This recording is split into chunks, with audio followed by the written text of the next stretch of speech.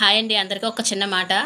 నేనేం చెప్తానంటే, ఈ రోజుల్లో చాలామందిని టార్గెట్ చేసి మాట్లాడుతున్నారండి. అంటే తమ తప్పు లేకపోయినా మన ఇంట్లో చుట్టుపక్కల ఉన్న వాళ్ళైనా, మన స్నేహితులైనా, మన వాళ్ళైనా, ఎవరైనా సరే అమాయకంగా ఉన్న వాళ్ళమైనా టార్గెట్ చేసి మాట్లాడతారండి.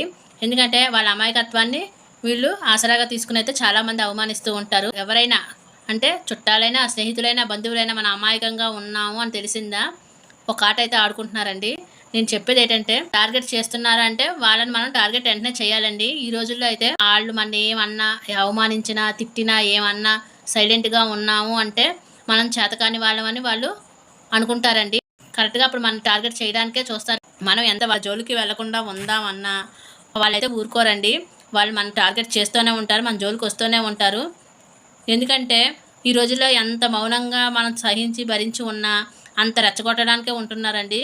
ఎవరైనా సరే ఎంత అమాయకంగా దొరికామా అంతేనండి, ఇంకా వాళ్ళని హింస పెట్టడానికి స్టార్ట్ అయిపోతారు ఈ జనం అంతా. నేను చెప్పేది ఏంటంటే, మన తప్పు లేనంతసేపు ఎవరికి భయపడే అవసరం అయితే మనకు లేదు.